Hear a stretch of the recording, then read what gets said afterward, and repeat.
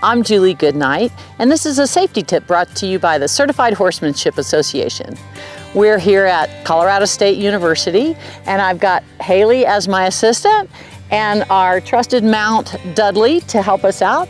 And today we want to talk about mounting and dismounting safely. Remember, always conduct a thorough walk-around safety check before you mount any rider on a horse. Haley's going to be my demonstrator, so Haley, go ahead and put your reins over the horse's neck and grab both reins and a good chunk of mane in your left hand. And then I want you to stand in the forequarter of the horse so that you're out of any possible kicking danger and so that you can see all 4 feet of the horse. Standing here will also discourage the horse from walking off while you mount, and it's a good safe place to be. So with your right hand, go ahead and grab the stirrup and turn it towards you. And you want to place your left foot well into the stirrup. And now we're just going to go in slow motion here so I can explain.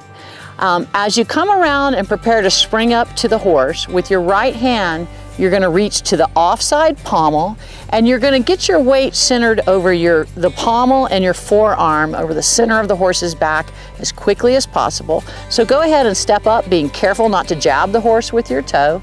Get the weight centered over the back of the horse as soon as possible. And now carefully lift your leg all the way up and ease down into the saddle, keeping weight on the pommel as you can.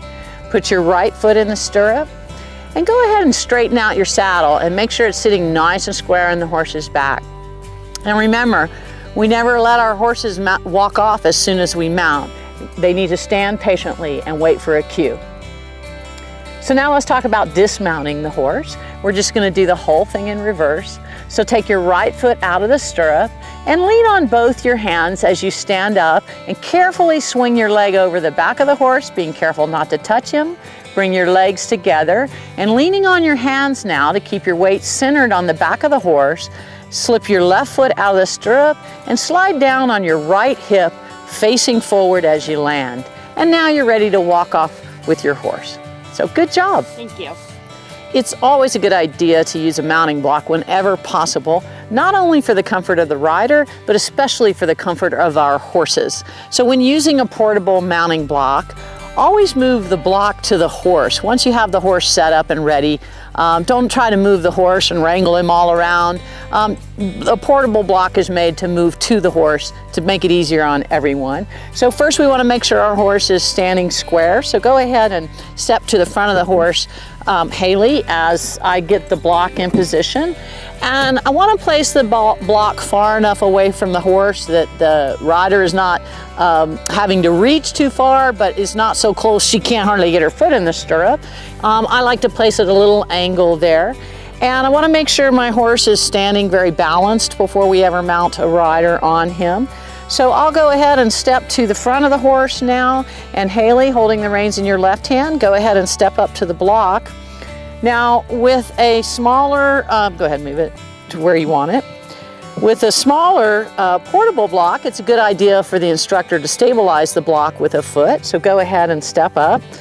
And same thing, you're going to put your left foot in the stirrup, reach for the offside pommel, center your weight on the horse's back as soon as possible. Sit down easy on the horse's back and place your right foot in the stirrup. As soon as the rider's mounted, the instructor should pick up the block and move it away from the horse so that when the horse walks off, he doesn't bump into the block and get a little confused. And also remember, we never dismount a rider from a horse to a mounting block. It's simply too dangerous. The rider is stepping off into a blind zone, and it's a very small target to hit, so the chances of injury are really high. So we never use a mounting block to dismount the rider. It's only for getting the rider up. This is another safety tip brought to you by the Certified Horsemanship Association on mounting and dismounting. I'm Julie Goodnight.